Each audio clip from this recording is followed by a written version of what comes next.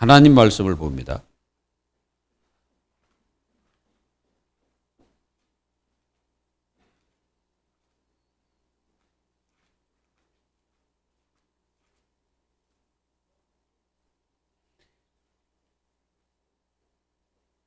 하나님 말씀은 히브리서 10장입니다.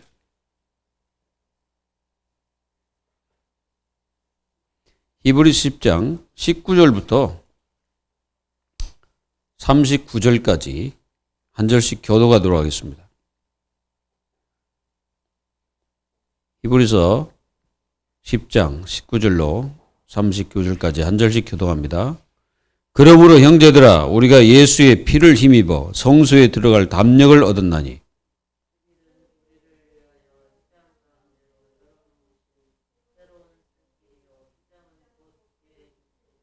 또 하나님의 집 다스리는 큰 제사장이 계시매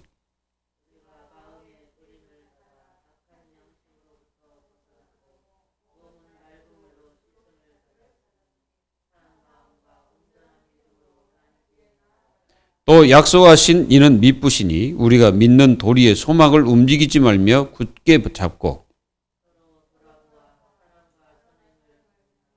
모이기를 배하는 어떤 사람들의 습관과 같이 하지 말고 오직 권하여 그날이 가까움을 볼수록 더욱 그리하자.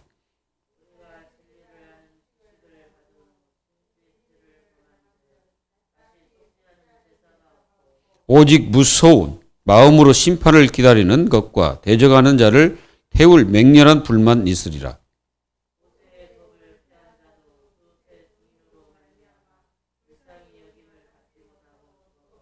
하물며 하나님의 아들을 짓밟고 자기를 거룩하게 한 언약의 피를 부정한 것으로 여기고 은혜의 성령을 욕되게 하는 자가 당연히 받을 형벌은 얼마나 더 무겁겠느냐 너희는 생각하라.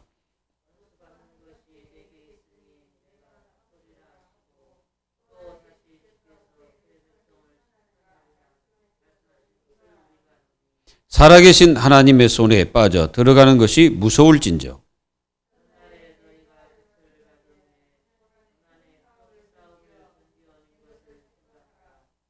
혹은 비방과 환난으로서 사람에게 구경거리가 되고 혹은 이런 형편에 있는 자들과 사귀는 자가 되었으니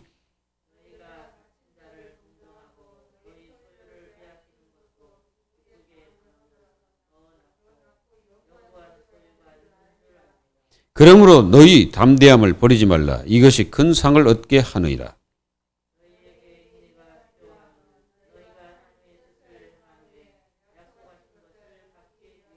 잠시 잠깐 후면 오실 이가 오시리니 지체하지 아니하리라.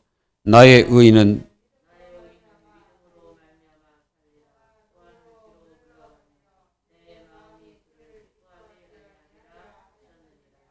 우리는 뒤로 물러가 멸망할 자가 아니요 오직 영혼을 구원함에 이르는 믿음을 가진 자니라. 아멘.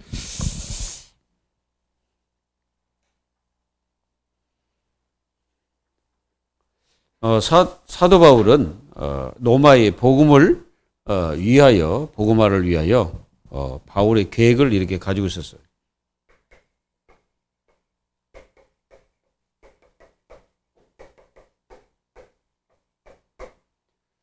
바울은 먼저 기도로 누림을 했고요. 미리 정복을 해요. 정복. 미리 정복을 해버린 겁니다. 이게 굉장히 세상에서는 이게 이제 어떤 잘못된 종교인들이 이렇게 이제 얘기할 수도 있죠. 근데 하나님의 자녀는 이게 가능해요. 왜? 하나님은 시 공간을 초월하시는 하나님이시기 때문에 가능합니다. 그리고 반드시 보좌의 축복으로 역사하십니다. 그러니까 우리는 미리 기도로서 모든 것을 다 하는 거예요. 예, 기도는 하나님의 역사를 실제로 체험하는 거기 때문에 이 기도의 축복을 놓치지 마시고 누리시기를 바랍니다. 그러니까 이제 로마를 바울이 가지는 않잖아요. 지금 갈 수가 없잖아, 지금. 근데 바울은 한다고 계획을 하고 기도하기 시작한 거죠. 노마서를 기록할 때 이미 기도가 시작된 거죠. 이미 그 3차 전도 여행, 선교 여행을 갔다가 이미 어디서 고백합니까? 그 고백에 미리 계획한 것을 고백하는 겁니다. 내가 로마도 보아야 하리라. 그거는 사도 바울이 미리 계획한 모든 것을 거기서 고백하는 거예요. 근데 그게 실제로 이루어졌습니까? 안 이루어졌습니까? 실제로 이루어져 가지고 바울이 로마로 갔잖아요. 하나님의 역사는 반드시 이루어진다는 것을 깨닫고 여러분들은 모든 삶에서 이게 믿음의 기도가 되어져야 되고요. 신분적 기도가 되어야죠. 신분적 기도. 신분적 기도, 내가 하나님 자녀이기 때문에 신분적 기도가 필요합니다. 그리고 우리가 반드시 하나님이 나에게 이 권세를 주셨기 때문에 권세적 기도. 눈에 보이지 않지만 분명히 이게 흑암이 있습니다. 흑암이 존재하고 있죠.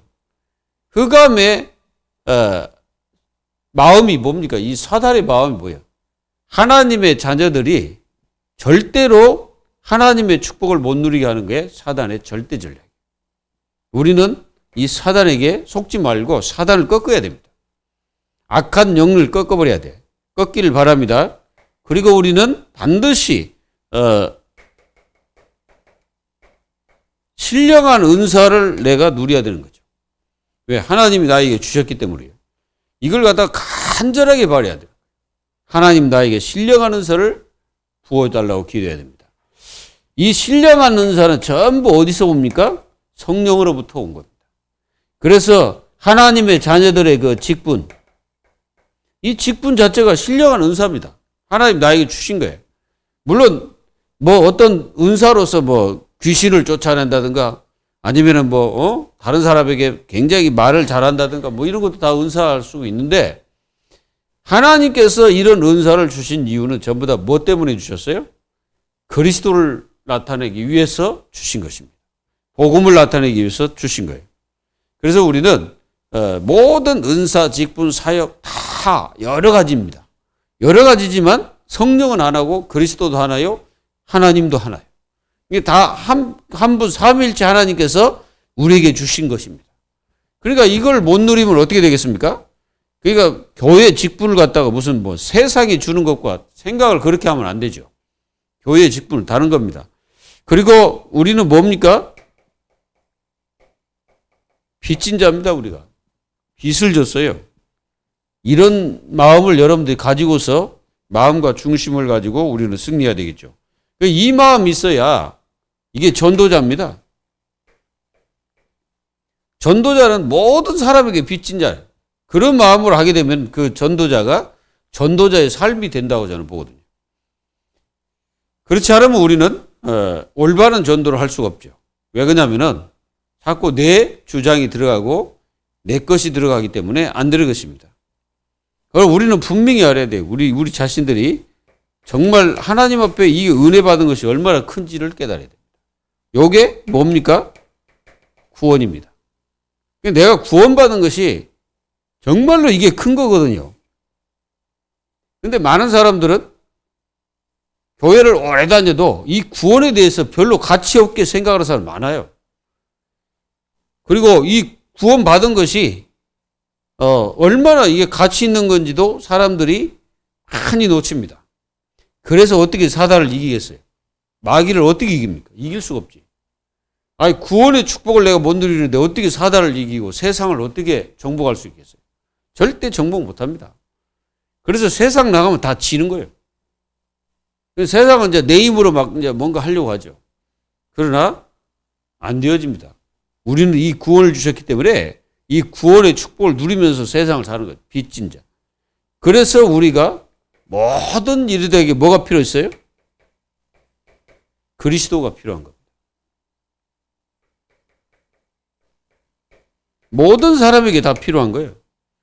믿는 사람에게도 필요하고 안 믿는 사람에게도 필요하고 다 필요한 거예요. 그 필요한 게 바로 그리스도입니다. 그리고 절이든 스님이든 무당이든 신천지 교주든 누구든지 다 그리스도가 필요해요. 아무리 잘 나가도 그리스도가 필요해요. 대통령도, 지금 대통령 선거 하시는 분들도 전부 그리스도가 필요해요. 그분들에게 내가 보니까 절실히 필요할 것 같아요. 여러분들 기도하셔야 됩니다. 얼마 남지 않았잖아요. 기도해야 돼요. 그래서 정말로 하나님의 역사가 일어나도록 기도해야 됩니다. 어쨌든 뭐 대통령을 하나님이 내시는 분이기 때문에 여러분들 기도해서 하나님의 역사를 이루어야 됩니다. 그래서 의인이란 말이 뭐예요? 의인이 뭡니까? 이거는 이제 우리가 이제 잘 아는 칭의입니다. 뭐냐면은 하나님께서 우리에게 의를 주셨다. 그 의롭게 하셨다. 의롭게 하셨다는 그 뜻이 뭐냐면은 나를 거룩한 백성으로 만드셨다는 말입니다. 한마디로 내가 구원받은 하나님의 자녀가 되게 하셨다는 말이에요. 그게 바로 의인이라는 거예요. 의인은 뭘로 삽니까? 당연히 믿음으로 사는 거죠. 그러니까 우리가 이게 빚진 자이기 때문에 이 빚진 자의 삶을 살면 하나님의 자녀들은 세상에서 많은 것들을 이기며 삽니다. 우리가 뭡니까? 우리가 로마서 8장 1절에 뭐라 해요? 그리스도 예수 안에 있는 자는 결코 정죄함이 없다 그랬잖아요. 하나님이 우리를 다 거기서 빼내가지고 하나님의 자녀 삼으신 거예요. 이걸 여러분들이 꼭 믿기를 바랍니다.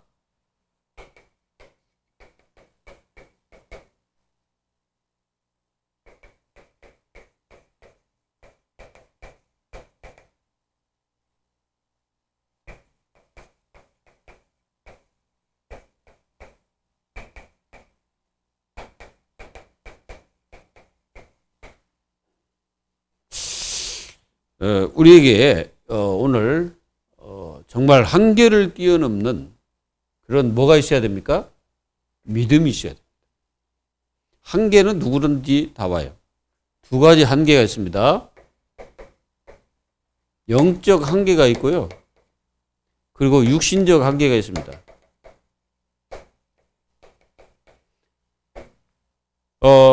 하나님을 떠난 자들은 거의 다 여기 다 걸려있죠. 영적 한계. 그래서 사람들이 종교, 우상 여기에 빠지는 겁니다. 한계에 걸려 있으니까. 근데 이제 기독교인들은 거의 내가 보니까 육신적인 한계에 딱 걸려 있어요. 물론 영적인 거는 이제 뭐 하나님의 은혜로 이렇게 뛰어넘을 수 있지만 이게 자꾸 걸려가지고 여기에 한계에 걸려가지고 넘어져요. 그러니까 육신적 한계란 뭐예요? 여러 가지가 있겠죠. 자기 나름대로 막 당하는 것도 있고 또 여러분들의 인생을 살다 보면 뭐 경제적인 그것도 다 육신적인 거예요. 그리고 여러분들이 살다 보면 인간관계 그것도 다 육신적이거든. 다 어떤 한계에 딱 걸린. 이거는 영적 한계는 하나님과의 관계에 단절된 걸. 하나님 관계가 단절돼 가지고 한계에 딱 있는 거예요.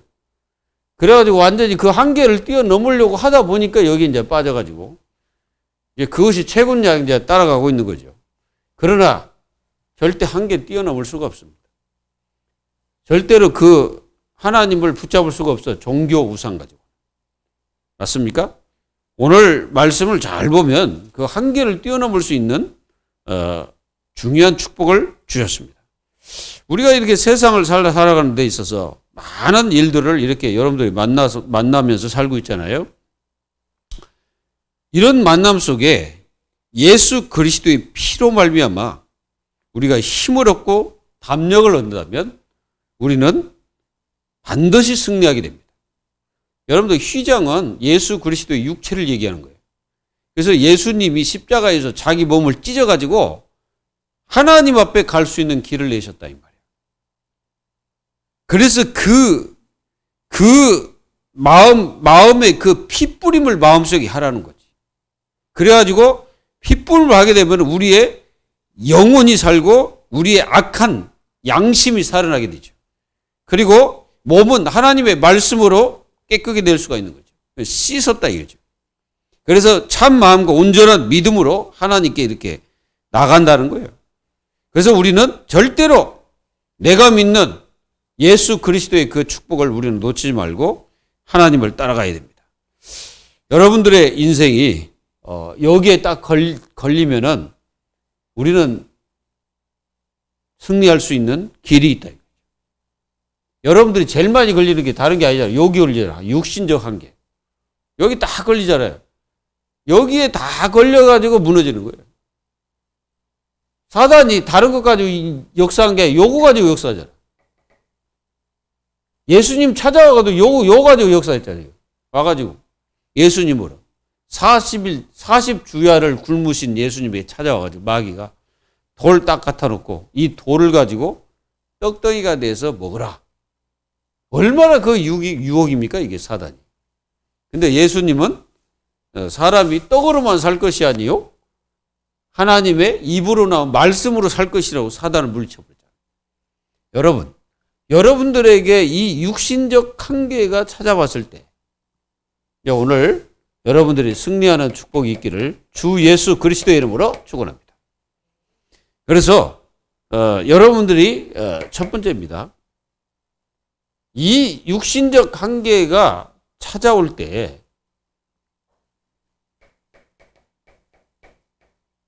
소망을 어디에 두냐가 완전히 달라지는 거예요. 여기에 딱 두십시오. 소망을 예수 그리스도께 두어야 합니다. 그래야 이 육신적 한계에 내가 무너지지 않는 거죠. 그래서 굉장히 중요해요. 예수의 피. 바로 이 예수의 피, 이 피는 십자가잖아요, 십자가. 십자가의 피잖아요. 이 피로 말미암아 성소에 들어갈 수 있는 담력을 얻었다는 것은 우리가요, 요 축복으로 정말로 하나님 앞에 예배 드릴 수 있는 축복이에요. 믿습니까? 우리가 이 예수의 피가 없었다면 내가 어떻게 이게 됩니까? 내가 어떻게 의롭게 됩니까? 의롭게 될 수가 없는 거예요. 그래서 예수의 피로 말미암아 내가 의롭게 된 거지. 그 말은 내가 하나님의 자녀가 됐다는 말이죠. 그리고 세상은 길이 없어요. 예수님께서 그 길을 내셨죠. 이게 이제 휘장이라고 그러죠? 휘장은 예수님이 뭐라고 말씀하셨습니까? 육체다 이렇게 얘기했어요. 그러면 예수님께서 십자가에서 자기 육체를 찢어갖고 하나님 만나는 길을 내신 거예요. 요게 살길이라 이게 살길. 네? 여러분들은 어디 길로 가고 있습니까? 길이란 게 세상이 많잖아요. 여러분들 세상에는 이 길, 여러분들 이 길은 어떤 이렇게 걸어가는 길, 땅 길을 얘기하는 게 아니에요. 이 길은 영원히 저주받지 않는 길을 얘기하는 거예요. 영원히 망하지 않는 길, 영원히 없어지지 않는 길, 그 길을 얘기하는 겁니다. 그래서 이 길로 들어가야만이 우리는 하나님을 만날 수가 있어요. 요한복음 3장 16절에 다른 길로 가면 안 돼. 이 길로 가야 돼. 예수 그리스도가 열어놓은 그 길. 그리고 14장 6절 뭐라 했습니까? 나는 길이요. 그랬잖아요. 그 길로 가야 돼요. 그 길을 벗어나게 되면은 엉뚱한 길로 가지. 이 길로 안 가고 잘못된 길을 가는 것이 종교입니다. 그리고 우상숭배입니다. 미신입니다. 그리고 무속, 무당 이런 거예요. 그래가지고 이 사단이 그걸 붙잡고 막 좌지우지 하려고 하죠. 여러분들 이 사단 악한 마귀를 다 꺾어버리는 영적 그 권세, 바로 이 권세적 기도를 누리면서 이 악한 마귀를 완전히 결박해야 돼요. 그리고 하나님께서는 이 예수 그리스도를 통해서 큰 제사장이라고 제사장. 여러분들 이 제사장의 축복. 이걸 우리가 누리는 겁니다. 하나님 우리에게 주셨잖아요. 제사장의 축복. 바로 모든 이 성소를 다스릴 분이 누구냐면은 예수 그리스도입니다. 그래서 이 예수 그리스도께서 모든 것을 다스리고 이 교회의 주인이 바로 예수 그리스도 때문에 우리는 이 축복을 어디다 새기라? 마음에 새겨라. 그래서 마음에 뿌려라 그래요. 그러니까 예수님의 피를 마음에 뿌리라는 거예요. 그래가지고 마음에 뿌리면 뭡니까? 이 마음에 뿌렸을 때 뭐가 없어져? 이 죄악이 치유되는 거죠. 엄청난 죄악입니다. 여러분들 이 죄악 여기 딱 걸려 있으면요, 우리는 이 한계, 영적 한계 뛰어넘을 수가 없어요. 다 치유받아야 돼요. 이 죄악. 그래서 참 마음과 온전한 믿음으로 하나님께 나가는 거예요. 그러니까 하나님께 갈 때 누굴 힘입어서 가야 된다는 말입니까? 아까 말씀했잖아요. 예수 그리스도의 피.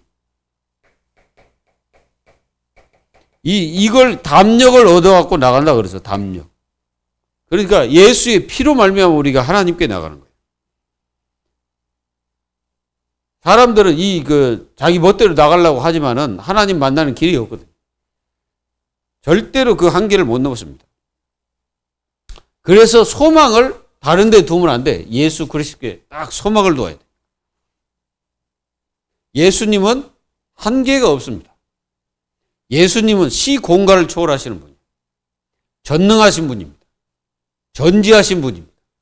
능력이 한이 없으신 분이 예수님이세요. 그리고 인생 모든 것을, 이 땅의 모든 창조, 시작 예수님, 끝 예수님. 예수 그리스도를 통해서 처음과 끝이 예수 그리스도를 통해서 다 이루어지는 거예요. 그러니까 예수님을 붙잡지 않으면 참된 소망이 없다는 증거입니다. 그래서 오직 예수 그리스도가 나의 소망이며 모든 것입니다. 맞습니까? 이분이 창세기 3장 15절에 마귀의 머리, 사탄의 머리, 이 머리를 박살내버렸어요. 여자의 후손이 뱀의 머리를 상하게 할 것이다. 말씀하셨잖아요. 그러니까 이 악한 사단은 끊임없이 그리스도를 모르게 하는 것이 사단의 전략이고, 그리스도께 소망을 두지 못하게 하는 게 사단의 전략이에요. 우리가 하나님 떠나서 잘 되는 것이 아닙니다, 그게. 결국은 뭐에 잡혀요? 이 사단에게 잡히는 거예요, 결국은. 악령에게 잡히는 거예요. 그래서 우리는 이 그리스도를 굳게 붙잡아야 돼요. 붙잡지 않으면 어떻게 됩니까? 결국은 다 무너지죠. 결국은 다 실패하고 떠나가게 되는 거예요. 그래서 여러분들이 이 그리스도께 온전한 소망을 거기에 두어야 돼요. 다른 데 둬서는 안 됩니다. 그리고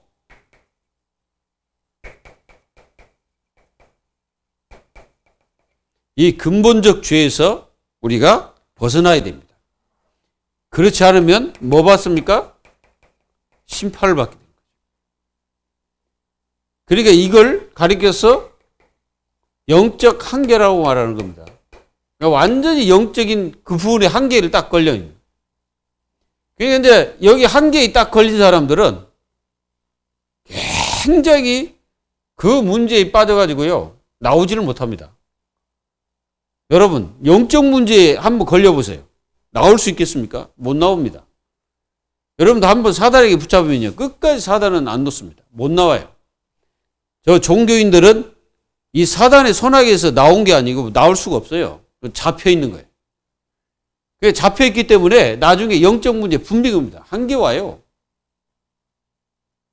우리는 여기서 벗어날 수 있는 뭐가 있습니까? 진리가 있어요. 이 진리는 다른 것이 진리가 아니라 예수 그리스도가 진리입니다. 그래서 이 진리 아래 우리 자신들이 있어야 됩니다.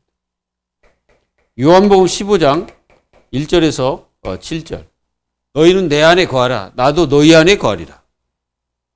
요게 이 근본적 한계. 그러니까 그걸 넘어설 수 있는 유일한 길입니다. 여러분들 이 근본적 한계에 딱 걸려버리면은 누구도 사단의 손에서 벗어나지 못해요. 이거를 여러분들 꼭 아시고 뭐 해야 됩니까? 근본적 한계에서 벗어나야 되는 거예요. 이 죄, 어마어마한 이 죄입니다. 이 죄는 인간 스스로 해결할 수 없는 원죄를 말하는 거예요. 이 원죄에서 벗어날 수 있는 것은 오직 이 진리 안에 거하는 거예요. 그래서 로마서 8장 1절 2절에 그래서 그리스도 예수 안에 있는 그랬잖아요. 이 생명도 그리스도 안에 있고 그리스도 안에 있는 성령의 법으로 우리를 해방시킨 거예요. 그러면 심판받는 사람이 누구냐? 그러니까 이 영적인 한계에 딱 걸려서 여기서 빠져나오지 못한 인생들이 이제 심판을 받는데, 나중에 이제 예수님이 재림하실 때 이 예수 그리스도를 거부하고 예수님을 믿지 않는 많은 사람들이 이제 심판의 대상들이 됩니다. 그러니까 한마디로 예수님을 거부하는 사람, 그리고 예수님을 대적하는 사람, 대적자, 그리고 죄, 원죄, 이 문제가 해결되지 않는 사람, 전부 다 뭡니까? 심판받습니다. 그러니까 결국은 여기에 딱 걸린 한계, 넘어서지를 못하는 거죠. 오늘 이 말씀을 잘 보면은, 모세의 법을 폐한 자, 이 모세의 법을 폐한 자들이, 이 두세 증인을 세웠지만도 그 사람도 뭐했다? 심판을 받았다. 모세의 법을 폐한 자도 두세 증인으로 말미암아 불쌍히 여김을 받지 못하고 죽었거든. 그랬잖아요. 심판을 받은 거예요. 하물며 하나님의 아들을 짓밟고 자기의 거룩한 한 언약의 피를 부정한 것으로 여기고 은혜의 성령을 욕되게 한 자가 당연히 받을 형벌은 얼마나 더 무겁겠느냐, 이렇게 말했어요. 무겁겠느냐, 이 말이 무슨 말이에요? 그 형벌이 어마어마한, 이게 무겁고 이게 중하다는 것을 그렇게 이제 표현하고 있는 것입니다. 그래서 뭐라고 말, 너희는 생각하라 그래요. 뭘 생각하라는 겁니까? 이런 데서 진짜 이 고통받는 이 사람들, 이 속에 영원한 이 근본적 죄에서 묶여있는 거기서 빠져나오는 생각을 해야 되겠죠. 그리고 원수 갚는 것이 누구에 있다? 주께 있다고 얘기하잖아요. 그러니까 사람들은 자기가 심판자가 딱, 요 사람들은 나중에 반드시 한계를 만납니다. 자기가 심판자라. 자기가 무슨 다른 사람을 중지해야 된다고 막 생각하는데, 다른 사람을 자기가 단죄를 해야 된다고 막 생각합니다. 그거는요, 잘못된 겁니다. 여기 뭐라 하겠습니까?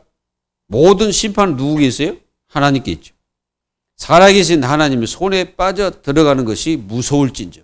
이제 이 심판, 자기가 이제 다른 사람을 단죄하고 심판하고 막 비판하고 막 했지만 나중에는 자기가 이제 여기에 딱 걸려가지고 심판 속에, 하나님의 그 어마어마한 무서운 그 심판 속에 자기가 들어가는 거예요. 그게 무섭다는 거예요. 여러분, 근데 사람들은 자기가 무슨 무소 권력을 행사하는 것이 무슨 자기가 다인 줄 알고 착각하고 있는데요. 천만의 말씀이에요. 아닙니다. 인간은 다른 사람을 심판할 권리가 없어요. 없습니다. 우리는 모든 심판을 하나님께 다 맡기는 거죠. 그래서 이 율법주의에 빠져버리면요, 다른 사람을 막 심판하거든, 자기가. 근데 자기는 죄가 없다는 거예요. 자기는 깨끗하다 그러는 거예요. 깨끗하다. 깨끗하기는 뭘 깨끗습니까? 우리 인간은 이미 창세기 3장에서 태어난 모든 인생은 여기에 다 빠져서 큰 죄악 속에 빠져, 죄에 빠져 있는 거예요. 그래서 이 죄가 해결되지 않으면요, 반드시 한계 딱 걸리는데, 거기가 어디예요? 지옥이에요. 기다리는 게 지옥이고 하나님의 심판이고, 그 불구덩이 속에서 이제 처참한 인생을 영원히 살아야 됩니다. 그게 얼마나 무서운 겁니까, 이게. 근데 이런 것도 모르고 사람들은 막 자기가 원수를 막 원수 갚은 막 원수 갚는다고 막 하고 막 뭐든 막 그렇습니다. 여러분들, 세상에서 가장 큰 힘이 뭔지 아세요? 용서입니다.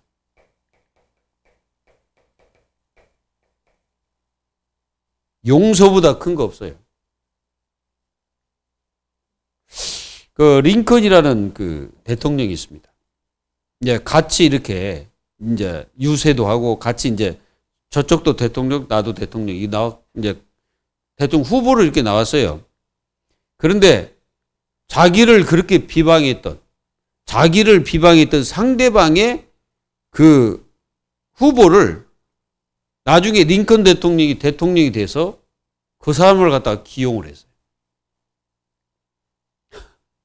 대단하죠? 지금까지 내가 그런 대통령 한 번도 못 봤어, 우리나라에. 어마어마해요.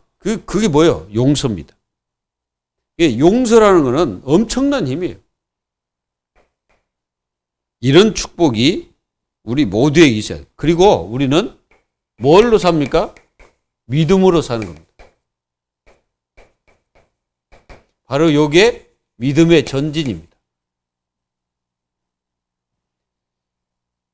우리는 여기 나오는 이분들이 얼마만큼 고난을 당했는지 한번 봐야 돼요. 전날에 너희가 빚을 받은 후에 고난의 큰 싸움을 견디어낸 것을 생각하라. 그러니까 얼마나 이 고난이 심각했는지, 이 성경을 받는, 이 수시를 받는 그 분들이, 그 성도들이 너무나 고난이 심했어요. 빚을 받았다. 받은 날부터 이게 고난이 이제, 그래서 이게 이제 큰 막 싸움이라고 이렇게 표현했는데, 얼마나 이 고난 속에서 이분들이 이 싸움을 하면서 견뎠을까요? 그 생각을 해라는 거예요. 여러분들도요, 진짜 이게 우리가 믿음으로 막 진짜 살려고 하면은 때로는 이게 고난도 옵니다, 이게. 고난 올 때 심각해지고 막 그러면 그 사람들은 막 떠나버리잖아요. 어렵다고, 힘들다고 막 떠납니다. 그리고 막 좀 어려워지면 막 떠나버립니다. 그런데 여기 있는 성도들은 그러지 않았다는 거예요. 그러니까 그 한계가 왔는데 그 한계를 뛰어넘는 뭐가 있었다고? 믿음의 전진이 있었다는 거예요. 한계를 뛰어넘는 믿음의 이 전진이 있었는데 어떻게 전진했냐? 혹은 비방과 환난으로서 사람에게 구경거리가 되고 그랬어요. 여러분, 기독교인들이요, 진짜 이 성경이 이렇게 히브리서가 이렇게 기록될 당시에 얼마나 기독교인들이 이게 혹독한 비방과 환난으로서 사람들에게 막 구경거리가 된 거예요. 진짜 이건 진짜 비참한 거지. 이 비참함을 견뎠다 이게. 뭘로? 믿음으로. 이런 한계가 왔을 때 과연 하나님의 자녀는 어떻게 견딜까? 생각을 해보시고 말씀을 받기를 바랍니다. 근데 이분들은 이렇게 고난을 받고 감옥에 가고, 그러니까 모든 재산 다 빼앗기고, 여기에 지금 그 기록된 거예요. 다 빼앗기고 완전히 다 그냥 비참하게 돼서 이 감옥에 갇히게 된 거거든. 근데 감옥에 갇힌 이분들을 어떻게 했냐면 그냥 말아버린 게 아니고 이분들을 돌본 거예요. 이게 하나님의 자녀들이 이분들이 이렇게 고난을 받고 감옥에 가면은 그분들을 돌보는 거예요. 그 가족들을 돌보고 그분들을 돌보고 이랬습니다. 여기 이 34절에 뭐라고 나왔습니까? 너희가 갇힌 자를 동정하고 너희 소유를 빼앗기는 것도 기쁘게 당한 것은 더 낫고 영구한 소유가 있는 줄 압니다. 뭐 때문에 그렇습니까? 영구한 소유라는 거, 영구한 소유라고 그랬는데 여기 뭐냐면은 영생을 얘기하는 거예요. 이것이 있기 때문에 이분들이 인내도 하고 때로는 참기도 하고 막 그런 겁니다. 그리고 이 혹독한 이 상황 속에서도 함께 하나님의 자녀들 서로 돕고 서로 돌보면서 그들을 서로가 안위하고 그렇게 했다는 것입니다. 이게 얼마나 이게 가치 있는 축복입니까? 이런 형편에 있는 사람들을 돌봤다는 거예요. 도망간 게 아니고 뭐 떠난 게 아니에요. 어렵다고 떠난 게 아니에요. 그분들을 더 돌봐주는 거예요. 막. 이게 이 수신을 받는 성도들이 이 한계를 뛰어넘는 믿음의 전진이었다.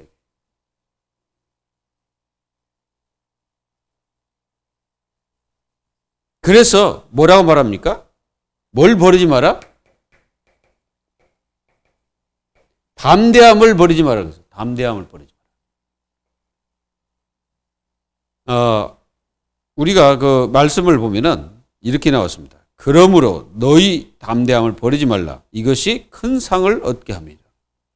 큰 상이 우리에게 기다리고 있습니다. 우리가 히브리서 11장 6절에 뭐라고 말씀하셨습니까? 6절에 보면은 믿음이 없이는 하나님을 기쁘시게 못하나니 하나님께 나아가는 자는 반드시 그가 계신 것과 또한 그가 자기를 찾는 자들에게 뭘 준다? 상 주시는 이심을 믿어야 할지니라. 그리고 뭐라고 말했습니까? 반드시 뭐가 필요하냐? 인내가 필요한 거예요. 이게 필요하다는 거예요. 하나님 자녀들에게 인내라는 거는 그냥 있는 인내가 아니에요. 하나님 자녀들이 인내하지 못하면 세상을 어떻게 이깁니까? 이길 수가 없지. 어렵다고 포기하고 조금 안 된다고 낙심해버리고 조금 자기 주장이 안 맞으면 다 틀리고 막 그렇습니까? 이건 아니잖아요. 우리에게 인내가 필요한 거예요, 인내가.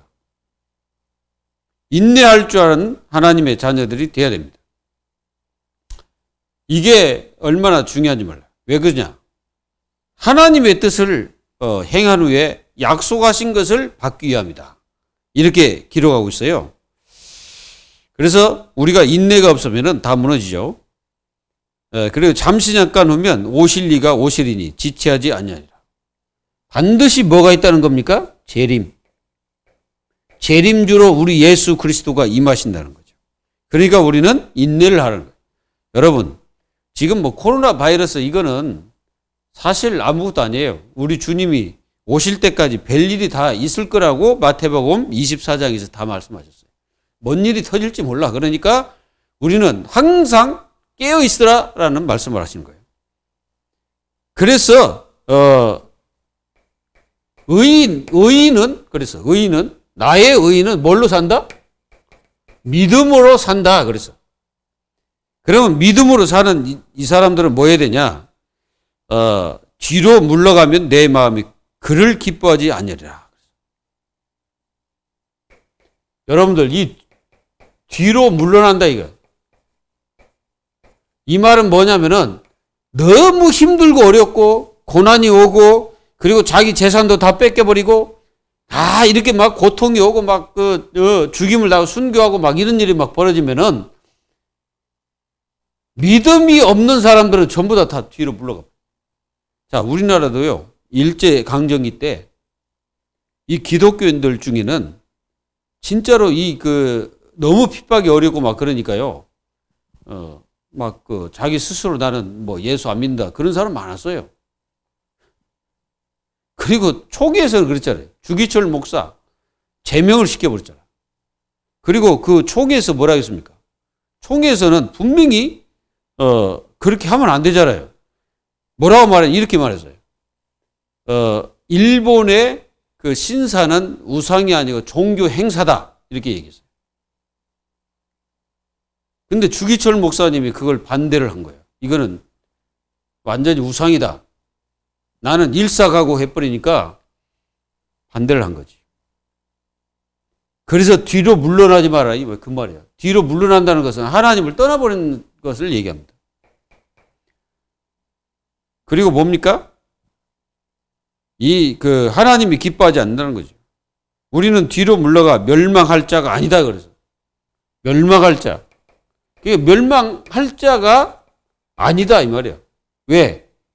의인은 믿음으로 사니까. 믿음이 없이는 이 어려움과 고통을 뛰어넘을 수도 없고 전진할 수도 없으니까. 그래서 믿음의 역사를 이루어야 되는 것이 하나님의 자녀예요. 그래서 오직 영혼을 구원함이 있다. 이게 영혼 구원. 그래서 베드로전서 1장 9절에 뭐라 했어요? 믿음의 결국은 영혼 구원이라고. 여기도 그래도 오직 영혼을 구원함에 이르는 믿음을 가진 자다 그래서. 우리가 이 믿음을 가진 자다 이거예요. 근데 이 믿음을 버리고 떠나버리면 어떻게 되죠? 하나님이 기뻐하겠습니까? 기뻐하지를 않는 거예요. 그래서 예수 그리스도께서 반드시 강림하시기 때문에 구원받은 하나님 자녀들이 그리스도를 바라보면서 믿음으로 그분을 기다려야 됩니다. 그걸 가리켜서 소망이라고 하는 거예요.